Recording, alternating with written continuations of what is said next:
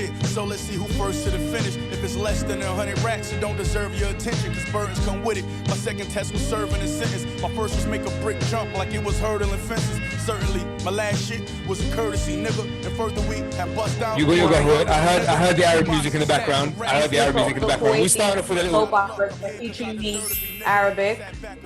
That's cool, because it's not like, never mind, we're going to get into that later. The point is, now you got your qahwa ready, you got your coffee ready, we changed the vibe a little bit, we've got Crowns for Kings playing in the background because we're in a new setup. This is our new studio, and this is still Dr. E's Open Seminars. This is Open Seminar number 40. Listen, point is, Dr. E's Open Seminars, this is Open Seminar number 40. 40. We are Open Seminar number 40. We're 12 seminars away from a full year we've been here. We're here at the same time, same place every single week. It's YouTube Live now, 7 p.m. GMT, 2 p.m. EST. You're bringing that education for a new generation. The kind of education you usually have to pay through the nose for, to sit in these dry ass lecture theaters with these crusty old white men. But we bring you that expertise and that knowledge that little bit of a different way. Because, like, you know, your boy over here is a real PhD, lead tutor at TBT, philosopher extraordinaire and all that jazz. And your girl over there is, like, well, that's a real PhD to be, real educator right now, and attempted, like, instigator of a coup on my seminar live. I suppose it makes sense, because, like, you're all the way over New York, and I feel like that's the vibe over there. Y'all running coups left, right, and center, so, you know, like, I ain't saying nothing. Kind of makes sense. Oh, God. Yeah, there was, like, 15 morons that got into the Capitol building. All right, so look, we're going to talk about this, though. We're going to talk about this. We will discuss this. And like, fingers crossed, everything holds out and the internet was good. I feel like it was the weather, but you know what I'm saying? But we're going to talk about this. Before we do, the point of today's show, I want us to kind of like reintroduce. Now we've got new studios set up and whatever else. We're leveling up. It's looking fire out here. We're reintroducing the function, right? Like, you know, the value of education, the value of intelligence, right? So for today, I'm even giving the title out for the seminar ahead of time. It's Seminars over Selfies today. That's what we're talking about. Seminars over Selfies. Yeah, I like how that sounds in the mic. Seminars over Selfies. I like that. That's almost about, I'm getting there somewhere. But the point is, Seminars over selfie? Yeah, man. Yeah, intelligence over individualism. You know what I'm saying? Don't make me kick the bars early. The point is, that's what we're going to kick about today. Reintroduce the whole value and function of education, the whole reason we're here, right? To kick education a slightly different way, but explain its value and function, particularly in today's world, right? So while we're doing all that, obviously hit us up on all of our social medias. That's where, you know, obviously subscribe and do your sign-ups, hit the bells and whatnot. So on YouTube, down there, and wherever the hell they may be. Sign up, follow us on Instagram. We're on SoundCloud, Spotify, Quora, like everywhere. British people say YouTube funny. You guys don't say YouTube, you say YouTube. What do you mean? Like, you gotta say the U in YouTube. the tube. No, because there's a U in the tube. It's a tube.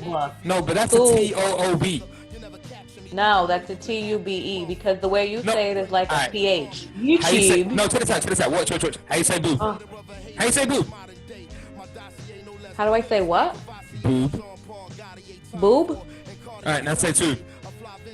Tube. Now say boob. Same thing. Now spell boob. The thing about Americans that I've thought about the language is that they say they speak English, but they've had to change it to make them understand it more. Go with me on this, because I've thought it through. They've changed some of the words. So they've taken the English language, but they've looked at some of it and they thought, no, I think we need a little bit more explanation here, okay? That's my American accent. So things like pavement. So they can't work with pavement, so they've changed it to sidewalk. Yeah. They needed more information. They needed to know where they were going to be walking so that they wouldn't get run over. So I didn't think of that. Pavement, sidewalk. So I think there must have been a period of time where they ran with the word pavement, but they kept getting hit by cars. So they changed it to sidewalk. Now, bear with me here, John, because I've thought this through. Yes. Bin, the word for bin. In American, waste paper basket. Yeah. They needed to know what to put in it. They needed to know that not only it was paper, but waste paper, and then it goes into a basket. It's not just any paper. They kept throwing away fresh paper for a period before they introduced the word waste paper basket. You see, it's like they need instructions. Glasses for your eyes, they call them eyeglasses. They needed to know where to put them on their face, because they used to have glasses and they would put them on their thighs and they would put them on their feet and they would say, I can't see any better with the glasses. And then somebody went, no, they're eyeglasses. Well, why didn't you call them eyeglasses? It's the same thing. It doesn't matter if it's not the same letters. TOOP, that's soon for y'all. YouTube. That's how I'll do it. Listen, the point is, do the sign-ups, whatever else. Shout out to C. We still go to C with us. Everybody, if y'all don't have a Corinne in your life, get a Corinne in your life and be nice to her. Hi, we love Corinne. CC. We love you. Corinne's there in the background doing all our extra work on the chat and on YouTube live and what have you, because we here live, because we do our seminars for real. For real. But, because, we're actually concerned with engagement and whatnot, because we build on together. That's what we do it. But I feel like I'm getting like extra energy off of the wall. You know what I'm saying? I feel like the studio is vibing, is hyping me. I'm trying to chill out, but the studio is hyping me up. It's not my fault. Are you gonna ever switch up the color? Are you gonna do a different color light? Fam. Don't make me play with you. Hold on. Let me show you levels 1 second. No. Hold on. Relax. Let me just show you some levels. Right? Because if I'm in a slightly different mood, and then things happen, it's like You know what I'm saying? It's how you're frozen. I can't see what you're oohing about. But I don't know what to tell you. I'm waiting for to unfreeze, but ain't nothing I can do about it. In the meantime, I'm flexing on you with all different kinds of moods. Like, it just depends on how I'm feeling on a particular day. You know what I'm saying? I have leopard. No, but I've got moods. You know what I'm saying? I could just adjust my mood to see how I feel. You know what I'm saying? Do you have like a purple light? Oh, you have a red? Okay, I like the red. Do you have a purple? Oh. I like that blue. Oh. Like, it's levels, fam. It's just the same blue as it was before. Fam, I don't know what to tell you. It's all kinds of ish. Where's purple? I want purple. That's kind of about as purple as it gets. Plus, your eyesight is a little That's roughy. not purple at all. No, this isn't purple. That's like yellow, supposed to be, I don't know, some ish. None of them are purple. All right, listen, now that's where we started. I'm going to go back here. How's that? All right. About I feel like you should get purple and pink because you have red already. Look, that's about as purple as it's going to let me get. All right. Like, all comes up. So come on, let's get into the seminar. Well, that's you starting us off. You got to kick us off, homie. Because you ended last week's seminar all hyped up about... Oh, okay. Okay. Are we in that type of liquor, catching the hype? Last week, we were talking about the Panama Papers and how rich people do all kinds of BS and they get away with it and nothing happens to them. And the rich people that do this stuff are they run our countries, they're part of our governments. You have to remember this. So they're not going to regulate themselves. And this is just the reality. So we talked about the Panama Papers. We started talking about the Russia Gate, whatever conspiracy thing where Russia manipulated US elections. And I was mentioning that there's a whole segment of the far left in this country, people that call themselves the far left, who totally reject that and actually call that story a conspiracy theory. And they say that it's become a mainstream conspiracy theory. And their whole argument is Russia didn't hack. Russia is not why we have Trump as a president. And to be honest with you, I do understand where they're coming from, because what they're saying is, if you chalk up Trump's presidency to just Russia interfering, then you're overlooking everything that is America and has historically been America, including the systems that exist in this country, of inequality, of racism that gave rise to someone like Trump. Right? And also the ideas around race in this country. Like, you're basically ignoring all that and you're saying, because this is what a lot of liberals are saying. A lot of people who are like, the people who love like Hillary Clinton and Biden and Harris, those liberals, a lot of them are like, they're literally just chalking up Trump to Russian intervention. And I think that is incorrect. We don't need Russia to intervene in our elections in order for America to go full stupid. Like, America's quite capable of doing that on its own. And much of this, Trump, the rise of Trump is really, there's no other direction America could go in, given historically what we are and what we've always been. And so I get that. The problem is with that, with these far leftists who say that, the whole Russia conspiracy is like not real, is that I think it's also missing nuance. Where, like, why can't they both be real? Like, right? Like, I think it's absolutely true. America, we would have elected Trump, I think, no matter what, because this country is what it is. At the same time, I think that it's very possible that whatever these Russian bots on Facebook were like flooding people's timeline with like Trump stuff or however they did it, and there were people who are easily swayed. You know, people who maybe don't have a clear ideological position, or they have contradictions politically, and they don't know which way to go. I could see that, like, oh, this Russian bot is like, you know, targeting those particular people, and they're being swayed. So I think like it could be a combination of the two. I don't think that you can just brush it off as a conspiracy theory, but I also don't think that you should just act like this is the reason Trump is in office. It's not.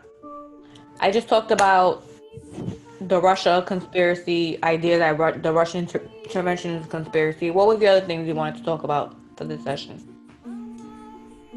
Yo, you're amazing. Like, all right, so yeah, that's that subject done, dealt with. There you go. We finished. Now let's move on. Subject 2. Yeah, let's move on to this. All right, we'll move. I got to be somewhere in like an hour. Yo, can we get this over? This is how dictators operate. You don't know? Come on. All right, but this is what rebellion looks like. What's up? Yeah, this is what revolution looks like. What's up, though? What's up? God. No, but listen. I want it to be clear about something. Oh God, you sound like the idiots in the Capitol building. Yeah, right. No, I wanted to be clear. Did you see the video of the woman? There was some woman from Tennessee who was one of the people that was at the Capitol, and she got hit with pepper spray or mace or something, and she's like crying on camera, and she's like, I got hit in the face with mace. Oh my God. I saw it's this. a revolution. No, I it's saw not. This. No, I saw you're this. 5 idiots.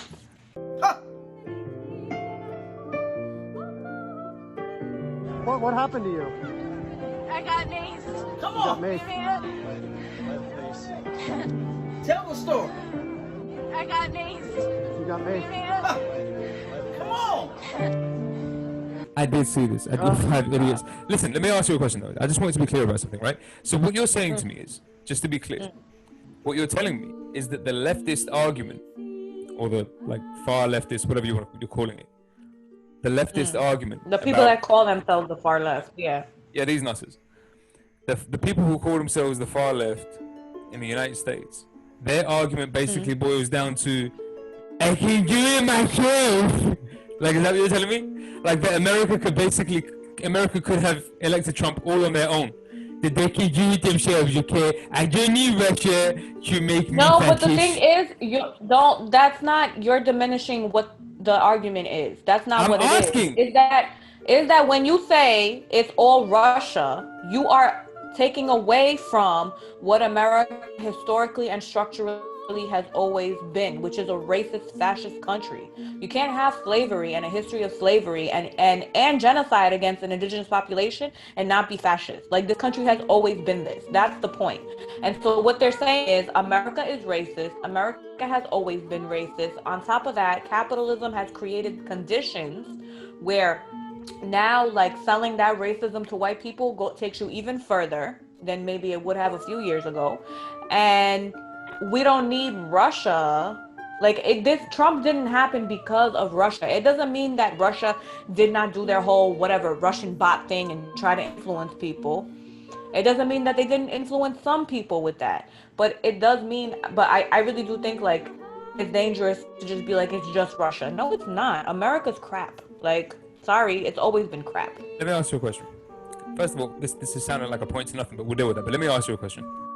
Somebody outside on your block, what have you, just somewhere in the Bronx, right? Somebody decides to pop someone for whatever reason. They bust a shot, kill somebody, or maybe just injure somebody, right? Like, just for whatever reason. Cool. Let's just say this happens. Just somewhere in the Bronx is not an unusual event, right? Cool. The person who I'm just curious, I'm not suggesting anything. I cannot hear you at all. You're breaking up completely. All right. So, whenever, all right, well, I don't know when to come back, but I'm gonna keep talking and see whatever works, because I don't know, because everything's telling me we're good. So I have no idea. Okay, keep going. But what I'm saying is, so somebody on your block decides to shoot somebody. Cool. Hypothetically speaking, right? Somebody on the block decides they want to do something stupid and they go and shoot somebody. Cool. In your opinion, who is responsible for that shooting? The person with the gun in their hand, or the social conditions that put the gun in that person's hand? I'm just asking. Both. Okay, cool.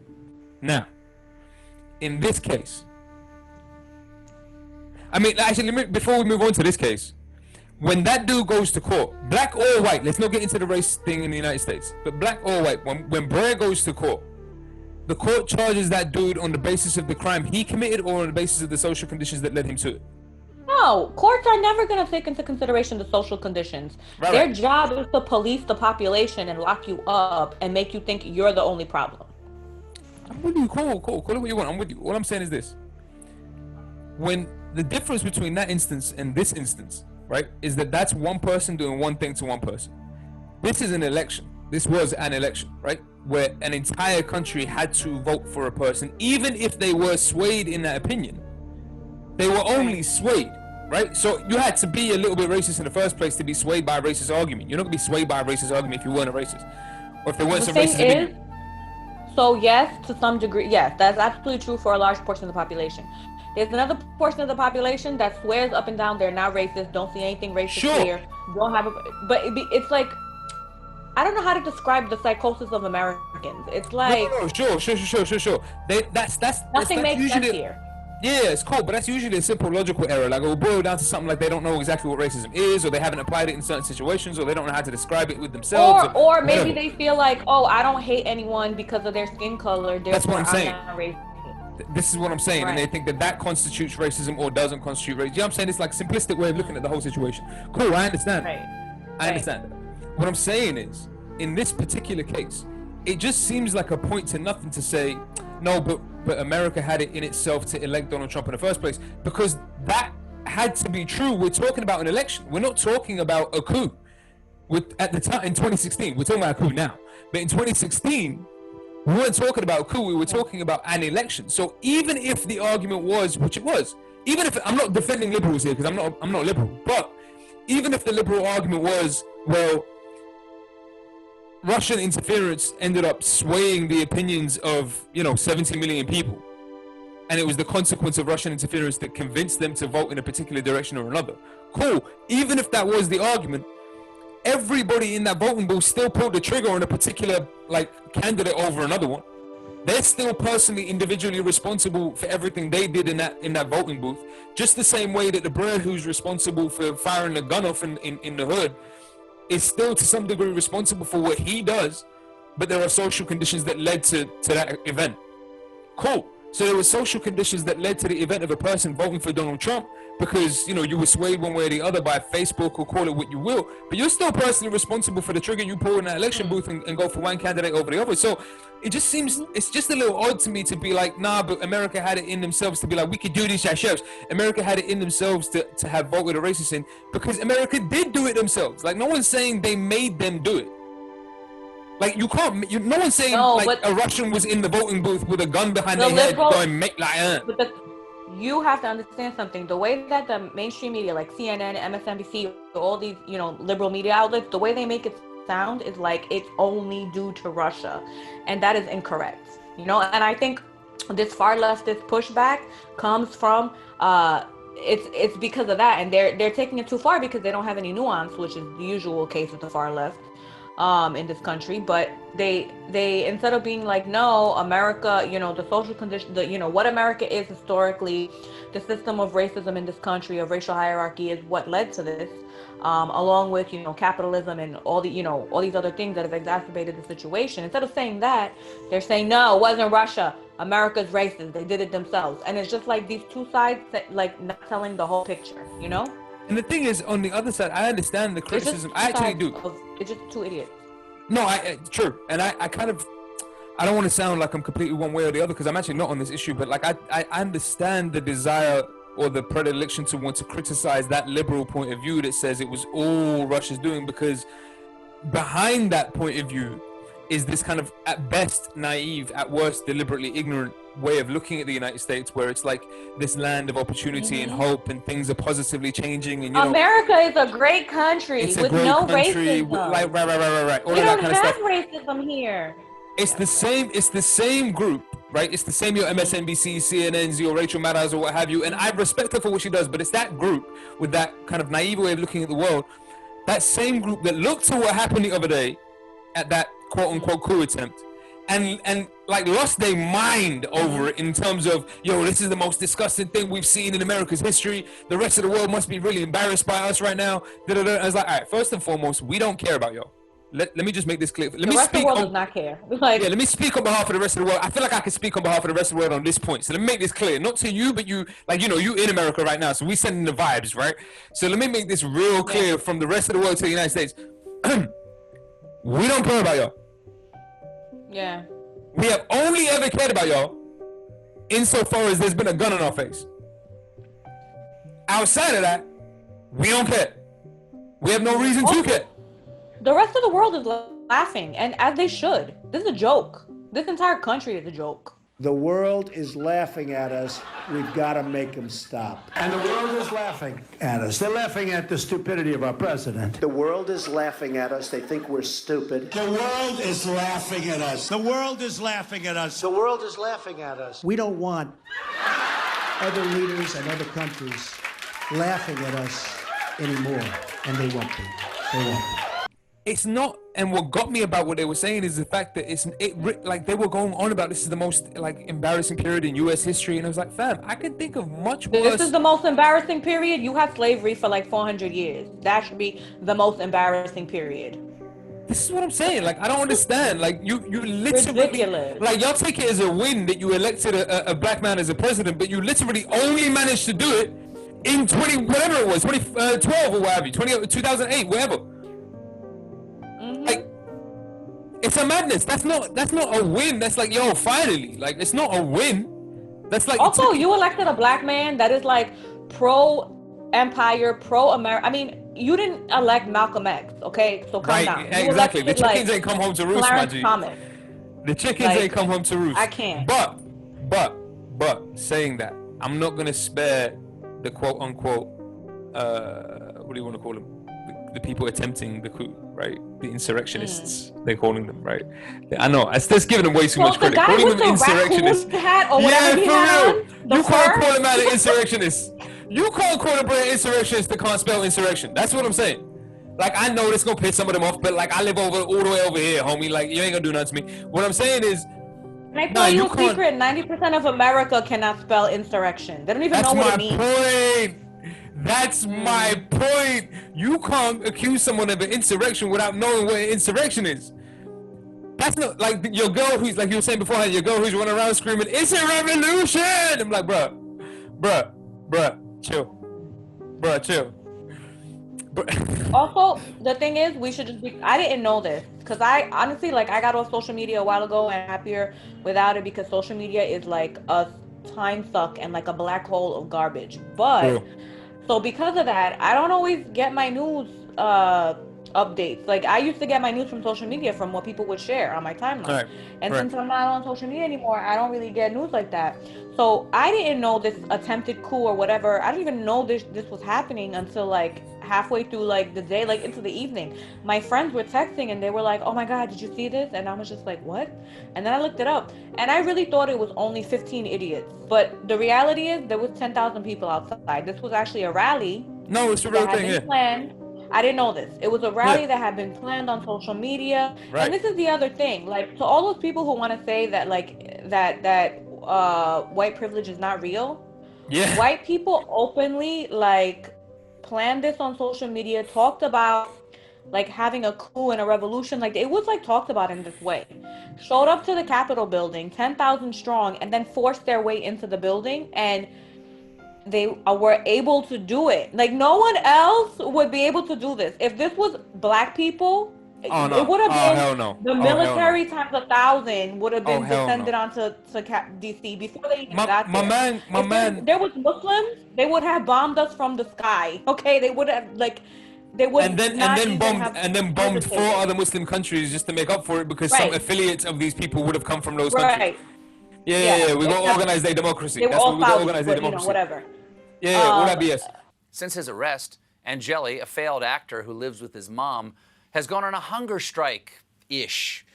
He won't eat in jail because he needs organic food. So you've just been arrested for trying to overthrow the government of the United States in a violent coup that killed 5 people, and you're complaining about the menu? What would you even call that? White privilege. Thank you. No, all that loveliness. No, listen, like you're absolutely. Hold on, I gotta put myself together. That's just hilarious. I mean, it's true. Like, the only reason they were able to breach the Capitol building and the only reason 10,000 of these morons were able to even get there and do this protest is because they're majority white, and this is a white protest. And the cops, honestly, like, if you look at the reports, there was a report from a black officer who was there. And he was like, the cops stood back and let them do it because let's not forget, again, the history of America, the cops and the fascists go hand in hand in this country. The cops stood back. And the thing is, when you have in America, when it's white people doing something, they're just blowing off steam. Just let them blow off steam. No, of course. It's because the power structure is white, because the people, that are policing you are overwhelmingly white. And so when they see other white people do something, they're just like, oh, it's just blowing off steam. It's nothing. But when it's anyone else, it's a threat.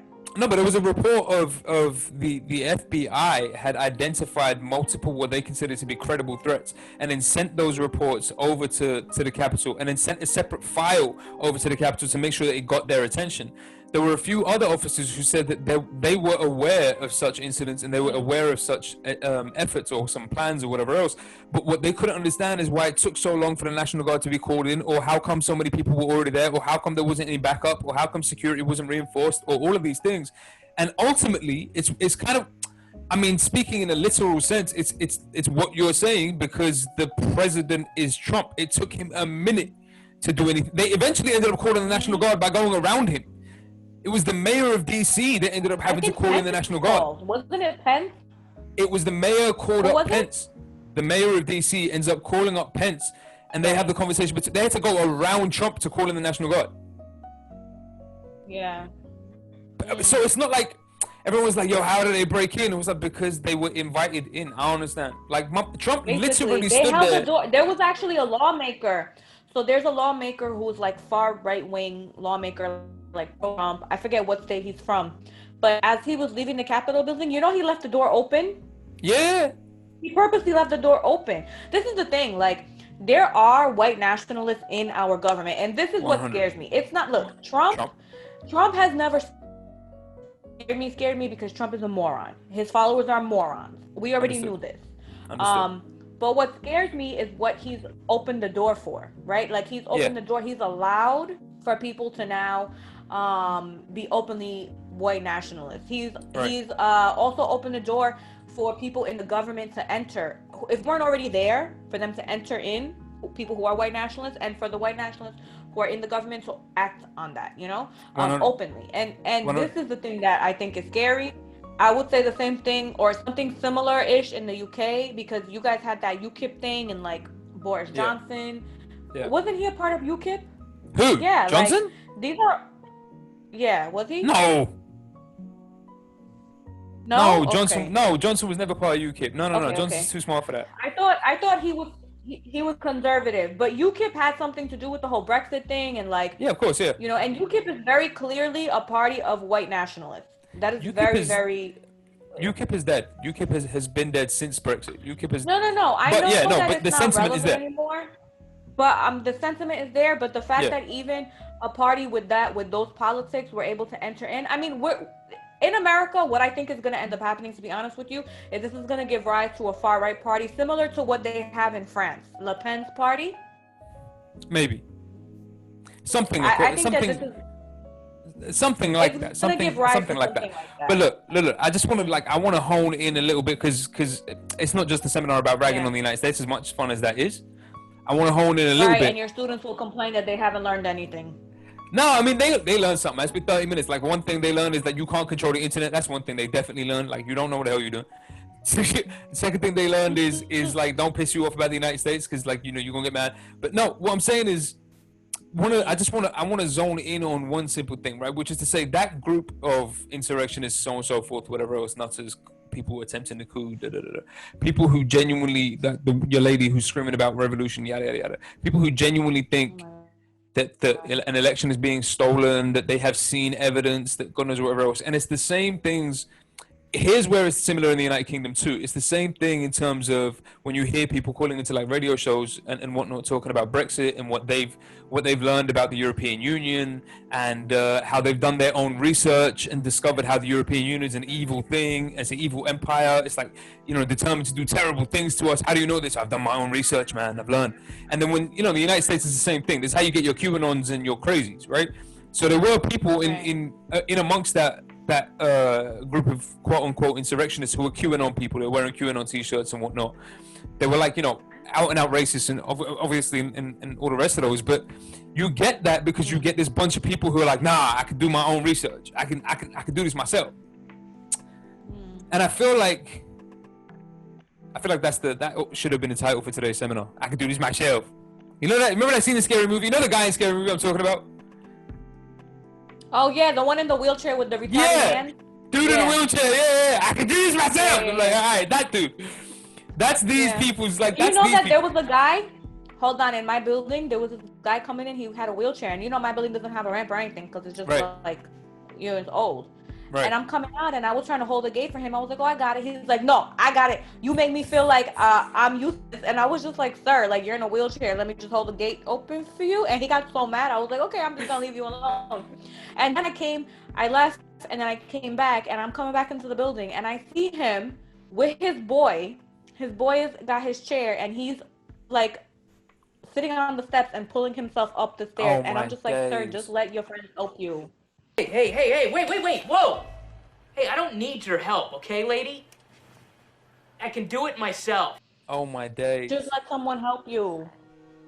I got a story too. Don't try to steal story time. What? Don't try to steal story time. I got a story too. So, all right, let me tell you a quick story. So there was this one time, right? I was coming back from the airport, and I was coming back with this chick. I hate you. And her mother, right? Like, is this girl? I was just coming back with this girl, right? And it was her mother. It doesn't matter who it is. It's just this person, right?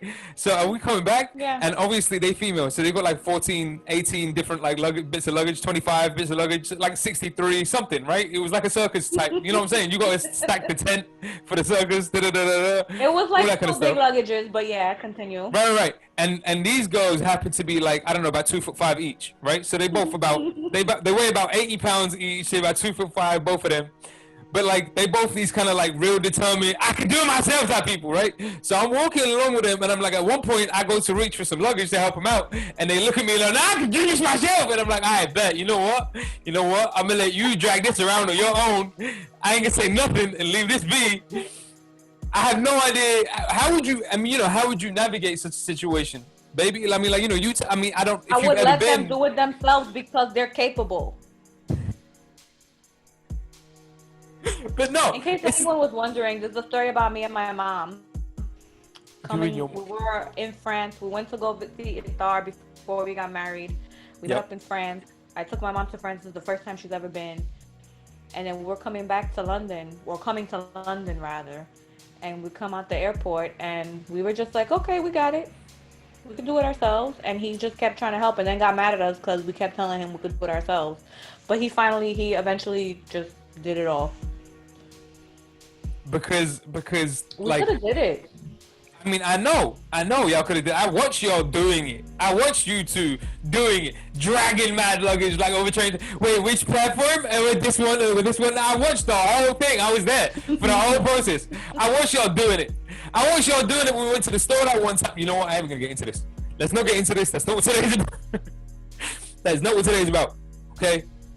This is not what we're turning this into. But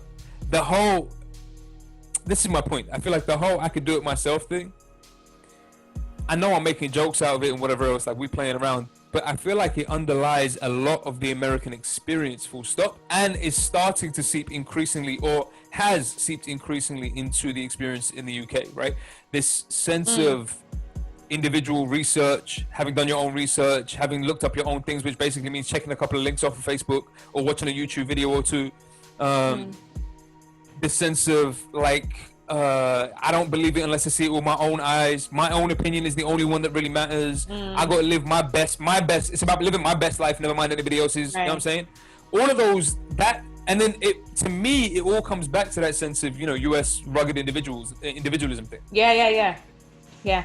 I think that's true. And so I read an article last night about this, but it had to do with individualism and familial ties, like familial relationships. Doing research. And so there's all these people now in the U.S. So it was actually written by a therapist. She's a family therapist, a psychologist. And she specializes in like estranged families, but particularly between adult children and their parents. And she's saying that, this phenomenon is on the rise but this is like in previous generations, people would hold their parents accountable for things like, oh, you didn't provide me with food and shelter and, all these things. And they would blame parents for those kind of things. But now it's more about, you didn't recognize my identity. Like, you didn't nurture my identity. Right. Or, our views are so different on the world that I can't even, like, you're just like, right. your identity clashes with my identity. So it's all this psychological stuff and not the material stuff anymore. And what part of this, what's driving it is this deep sense of like being an individual, this individualism that has just gone like completely rampant, and so it was a very good article. If I find it, I'll post it somewhere. But, it was a great article, and she was talking about how, it's all about like this idea of like self-care and like doing the things that you have to do for yourself. It's just rooted in this very, very individual thing. And in America, it's seen as empowering. Like if you cut off your family because they got you mad, because this is what families do, right? But if you cut them off because they got you mad, then you're just like an empowered person, not a selfish piece of crap that needs to learn to work through, whatever issues you have. No, you're a Scientologist is what you are, but What? Same thing. No. They have to cut off their family? Exactly, exactly. No, let me ask you this question, though. What's the first rule of Fight Club? What's Fight Club? Okay. What's Fight Club? Okay, guys. No, hello, that's the first rule of Fight Club. You don't talk about Fight Club. Hey, thank you! What do you think I'm doing? I'm better at this than you. I gotta double check with you, I'm better at this than you. You don't even get the joke, guys. Don't make me pull up the Star Wars references and you genuinely pull that blank face. Okay, first of all, Star Wars is for losers. No one likes it. Like, who can watch that and stay awake? I fall asleep every time. If you say Star Trek is for losers too. Fight Club is... What's Fight Club? No, hold on. If you say Star Trek is for losers too, we're gonna end up frustrating like our editor who's like correcting our cinemascapes. Okay, cool. Because Missy, who does, shout out Missy, who does all our editing. I like Star Trek. Cool. Bet. Oh, Missy, do you love Star Trek? Me too. She loves Star Trek. So that's how it is. I sense a presence I've not felt in a long time. Nerds! Ah, you again. Look, we're not nerds. If we're nerds, you're nerds. Yeah, right. I'm a Sith Lord, and you're a bald guy in pajamas. Can you do this?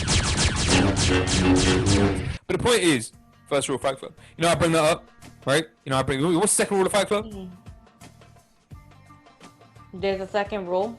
Young Padawan. What I I'm saying is... movies, so... I don't... Yeah, that's true. You said that in the last seminar. That's true. Yeah, well done.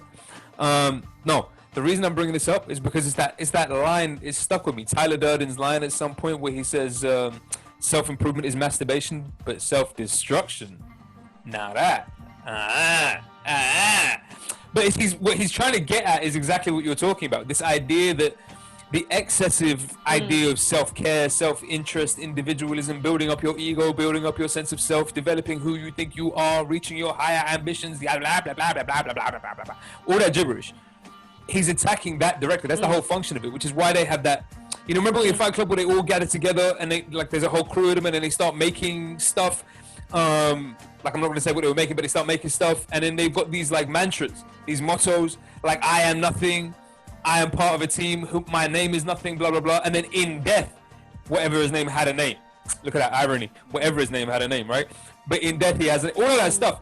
It's just attacking the same principle that we're talking about. This idea that the individual has overridden the sense of value, morals, education, understanding, compassion. All of that stuff is being underridden or undermined overridden or undermined, by this sense of individualism, right?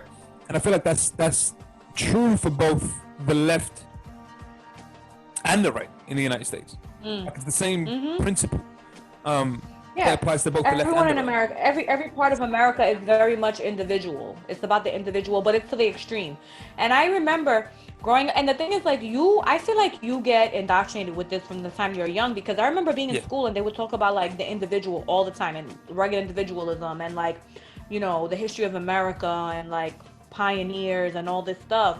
And I remember once I had a teacher that was like, you know, other cultures are really about collective. You don't have an individual identity. You're just a it's just like about the whole society. But in America, we're not like that, blah, blah, blah. And like, the thing is, like, you know, we come from cultures that are very much collective cultures. So I grew up always wanting to reject that and being like, no, something's wrong with that. Like, that's bad, you know? And the thing is, I think something is bad about it, about both of them. There is something wrong with like this extreme individualism in like what we have in the United States, where it's to the point of like, the individual is above everything and everyone. I mean, that is ridiculous. And this is hence why half this country doesn't want to take the vaccine and wear masks, because the individual, right? But there's also something wrong with cultures that are completely collective. Like, you lose like, you don't do anything for yourself. Everything is about what everyone else wants, what your family wants, what your clan wants, what your tribe, whatever the, you know, whatever group you're a part of wants. And there's also something wrong with that, you know? So it's like, I think both like collective cultures and individual cultures are like, no, I think all of excess, humanity is messed up. That's what I'm saying right now. Everything this much is true. The cynical great dictator is back. The cynicism has returned. No, I'm with you. I mean, it's true. It's not even cynicism. How can you call it cynicism when it's literally in your face? It's true. That's what a cynicist would say. Like, that's oh no, that's what a realist would tell me. It's like, no, I'm not a cynicist, I'm a realist. I'm a realist. I am. That's what they all say. No, I'm, you know, I'm like with the you on this one. half empty, half full. This is just pee. Like, yeah. No, I'm with you. No, listen, across the board, I'm actually with you on this one. The world is a bit of a mess, and I think you're right. The excesses of collective kind of social structure versus the excess of individualistic social structure don't really work. But I will say this: I feel like one of them lasts a little bit longer than the other one, because one of them is slightly less destructive than the other one, right? So, for right or for wrong, I'm not saying it's better, like all around. I'm just saying that one of them tends to last a little longer and is less destructive in nature than the other one. This individualistic thing is basically, it boils down to personal consumption. Like, you're just running around consuming everything because you need to fill your sense of ego up with whatever you can get, right? So you do everything you possibly can to make yourself feel fly. I mean, admittedly, I don't have to try very hard. You know what I'm saying? Little Snoopy, clean line up, and I'm already fly. You know what I'm saying? But that's not the point. Who got you that Snoopy? Yo, what's up, mama? How you doing? No, but who's gonna get you though? Me. Who's gonna get you though? That's cool. We talk about it later. Nah, I talk about after the seminar, after post production. What are you talking about? I'm talking Don't about worry. your Snoopy shirt. Yeah, don't worry. Post production. The point is, no, but the point is the thing for me is this idea that the excess of self-reliance. All right, hold on. Here's my bar for the here's the bar for the seminar. Here's the bar for the seminar. Right? Sir, you don't have bars. Just talk. No, we do today. Excessive self-reliance, right, is voluntary disorientation. Let that marinate for a second. Just let that sit for us. Just let it marinate. I'm just spinning around on this stew. What does that mean? I don't know, but it sounds fire. Like, the excess of self-reliance. What is it? The excess of self-reliance is voluntary disorientation. Relying on yourself too much makes you dizzy? Yes, that's basically what it is. No, I mean, look. All right, now I've jazzed it up to make it sound fire, right? But I feel like that's what somebody in an actual seminar, in a lecture theater might actually say. They might kick a bar like that and then never explain what any of that means and then expect you to get it and then walk away like they're geniuses. But it is basically what you're saying, right? It is like relying on yourself too much basically makes you dizzy, but makes you dizzy in a particular sense. I mean, in the sense of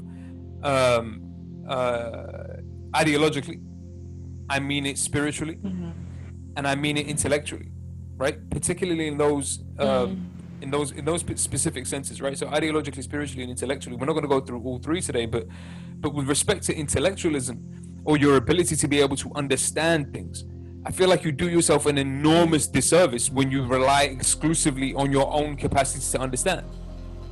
Besides the fact that it's a myth, Like, putting aside the fact that this idea that you could rely on yourself completely to understand stuff is a myth. It's just a myth. Like, you don't live in a cave, Machi. Like, everything you know, you learn from somebody.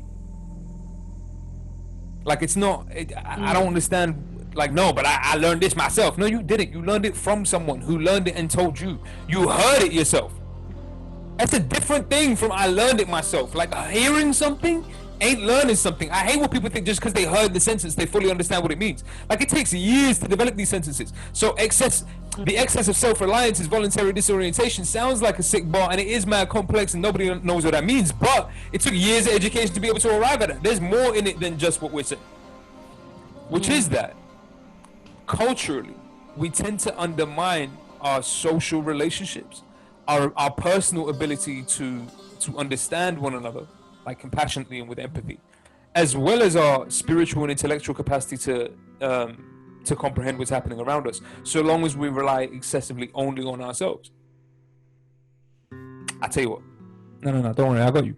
I see you being like semi-impressed. It's cool, I got you. Hold on. Check this out. Oh, I wanna, hold on. I got a point. So I feel like this individualism in America, I think, is obviously rooted in the history of America, but also it comes from Western philosophy, which begins from the place of the self, right? It takes for granted that the self is real. Yes. But why then would you say, because I feel like Europe is not this self-centered. Like, Europe is very much an individual culture. Like, it has individual cultures. Yes. But it's not this individualistic. Yes.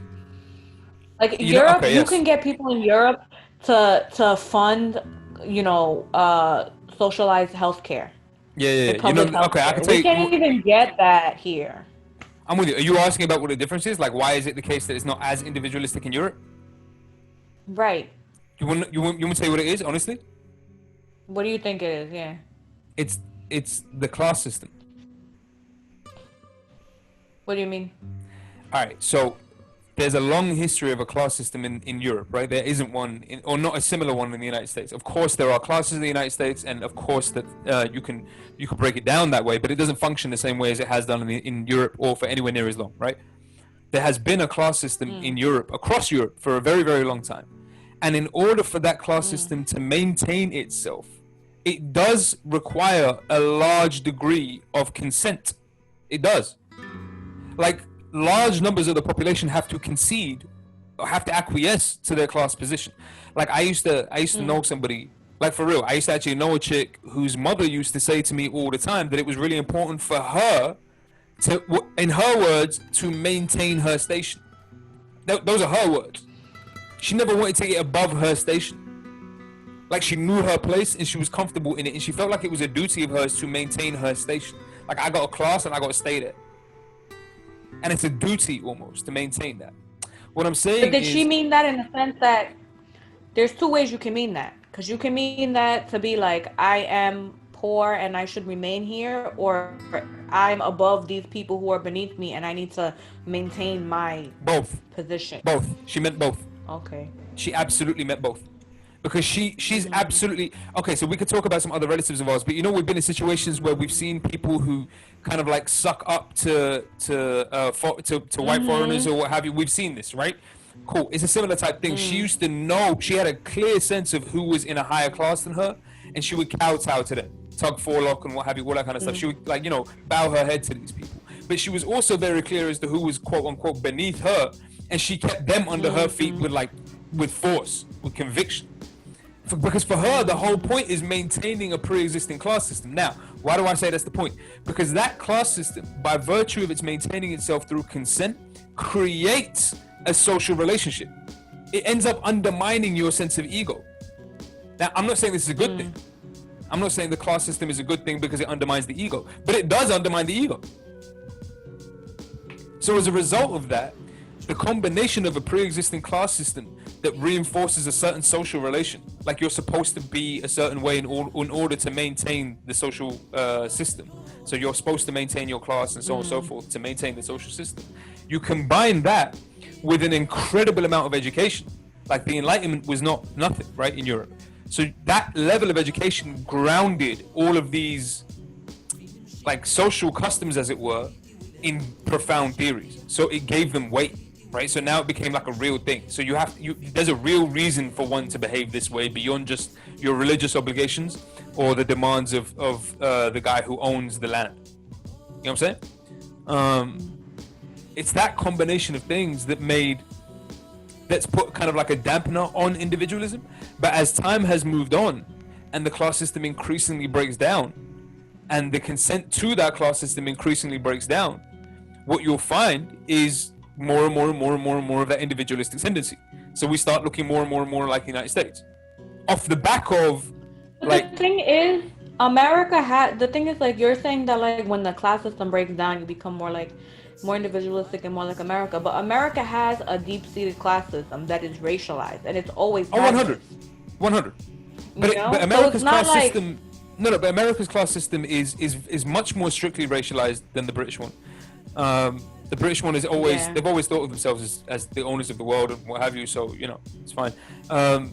So the American system, you're right, the class system there is much, much more racialized and much more stringently along those lines. Like it almost doesn't make a difference whether or not I'm wealthy. If I'm black or I'm brown, in some people's eyes, I'm always going to be of a lower class to other people. That's just what it is. You're always the underclass. Yeah, that's just what it is. You're underclass if you're not white, particularly if you're black. Yeah, you're always considered the underclass.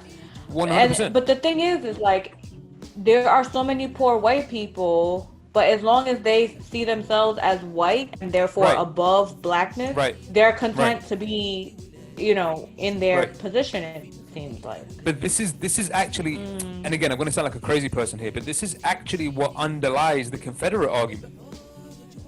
The argument of the Confederates was always the thing that holds the country together is the adherence to slavery. The second they made the argument, I'm not saying I agree, of course, but they made the argument that the second you quote unquote free the slaves, that is to say you allow them, you use them as rent labor instead of owned labor, the second you do this, you encourage the idea of individualism and you're going to start to pull at the fabrics of the country. Their argument is that the country is racist. It just is. And they wouldn't have thought of it as racism. It's just like, this is just what this country is. We came here to establish the shining white hill on the city. City on the hill, forgive me. The shining white city on the hill and what have you, the whole point, the white man's burden, all that kind of stuff, the civilizing mission of all that gibberish, the whole idea was that America was, for them, was supposed to be that way. So this is why you got the reaction that you got to Barack Obama, because allowing freedom, or quote unquote freedom, for black people in the United States was a problem for them, generally speaking. But to see a black president was intolerable, because for them it's that nightmare come writ large. It's that nightmare come true. The idea that you are going to afford the ex-slaves so much freedom that you're going to start tearing apart the fabric of the United States. And so everything that Barack Obama did, the accusation was, oh, he's tearing apart the fabric of the United States. And then the follow-on from that was, I wish he was tearing apart the fabric of the United States. But listen to how well nuanced and well structured the propaganda was. The follow-on from that was make America great again. The idea being, we know he's torn it apart. It's not even just because it started with birtherism for Trump. We know he's torn it apart, and by virtue of him, therefore, all black people, and the idea of freeing black people and da-da-da-da-da. So what we need to do is to make it great again. That's to say, we need to put back together the fabrics of the United States. Namely, that there's a certain class system, and that class system, as you're saying, is that it's a racialized class system that white people are at the top and always will be. Yeah. That's just what that's been. So, but the point that you're right to raise the point, because somebody mentions it. So there's this guy called Charles C. Taylor. I've mentioned him in previous seminars before. He also happens to be in my book quite heavily. Yes, I have a book. Y'all do your Googles and your Amazons. Y'all check me out. You know what I'm saying? Check me out. But my point is, Charles Taylor. No, I'm saying there's a book. It's called Phenomenological Ontology. The Phenomenological Ontology of Freedom, Obscuration, and the Like. God damn. I was going to ask for another drum roll, but we know how that went last week, so I ain't going to do that. But why? I bet. God, let's do it for the peoples. Let's hit one. Yo. It's the wildest drum roll ever. I feel like that's a good drum roll. I'm taking it. I step. That's just it to me, but I'm taking it. The point is, this dude Charles C. Taylor, right, raises this point in a really, really interesting paper of his. He's talking about Martin Heidegger, who's one of the philosophers that I talk about in my book. But one of the lines he brings up is what he accuses Western philosophy or Western thinking of, is this idea of rationalism, right? And rationalism is this notion that the agent, namely yourself, right, or the independent subject, is somehow abstracted from the world, and you kind of like just float around looking at it, right? And then you could take like you're not a part of it. You're not really a part of it, and you could take objects from the world and kind of like measure them and assess them and put them back as though you weren't really touching it. It's like you're indifferent. Your petri dishing yourself. Right? Yeah. So what you do is you've read the ideas of rationalism, that's to say clinical testing, objectivity, whatever. You've read those ideas into your very conception of yourself. So the way you think of yourself is rationally.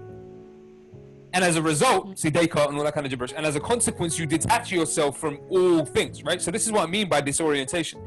The excess of that, like in the Enlightenment period, it's just supposed to be a tool for you to come up with like interesting theories and philosophies. It's not supposed to be the way you live your life. By now, we're living our lives detaching ourselves from anything, having fully abstracted ourselves from any reality whatsoever, because the majority of the things that matter to this generation in particular happen to be on Instagram and YouTube Live. Yo, what's up, YouTube peoples? What's up? What's up, Instagram people? What's up? Hit me up. What's up? Anyway, but the point is, so the majority of the things they care about happen to be made up of the profiles and the worlds that they themselves have constructed.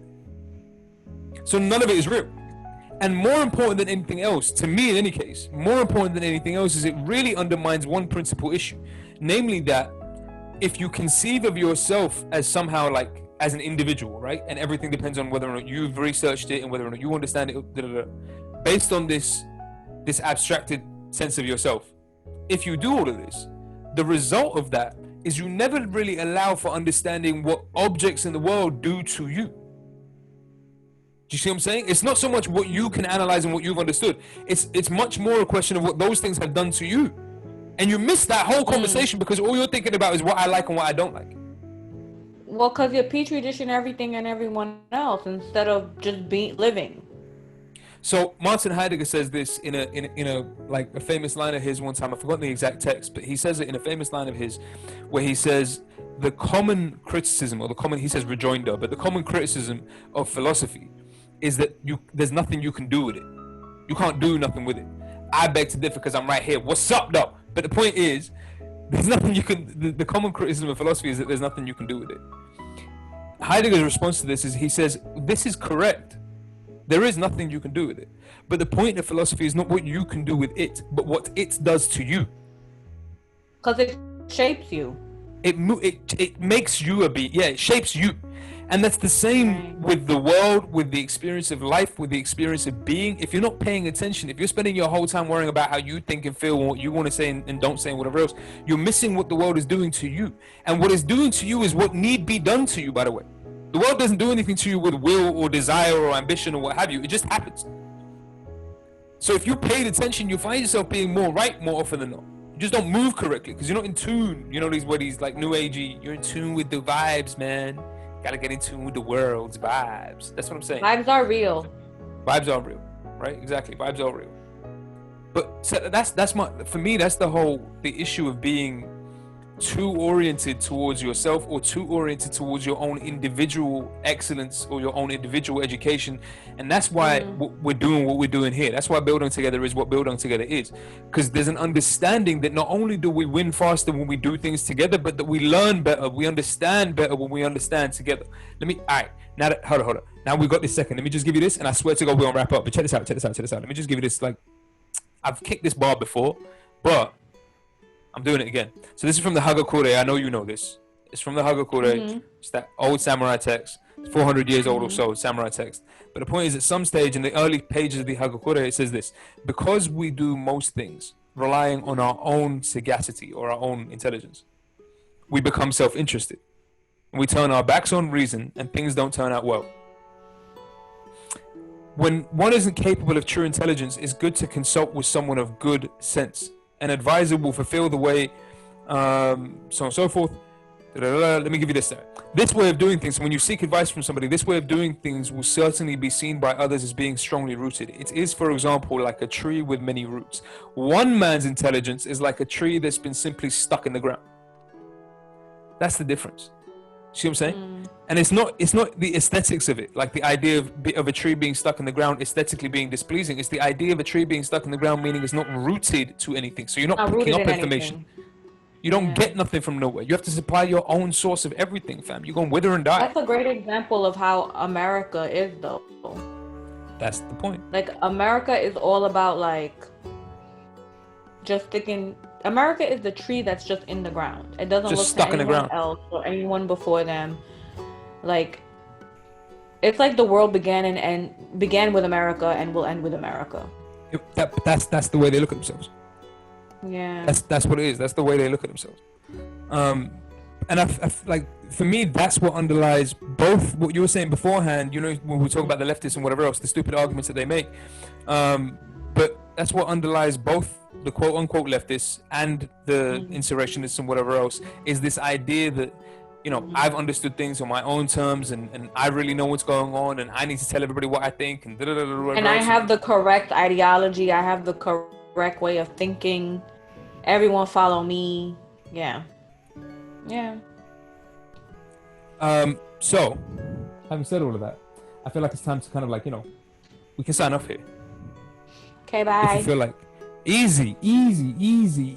Like, we actually care about people. You know what I'm saying? We can sign off here. No, I know, but we can sign off with like some kind of like, you know, intention and concern. This was open seminar number 40. This was Dr. E's open seminar number 40. That was your girl Tanzine. This was your boy Dr. E.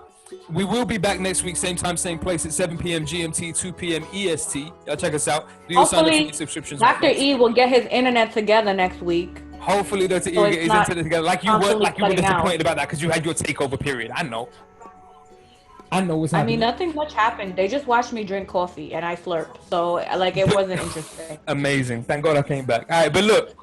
You know, I didn't realize that I slurp until today. I was drinking it and I was like, oh, I'm slurping. And everyone is listening to this.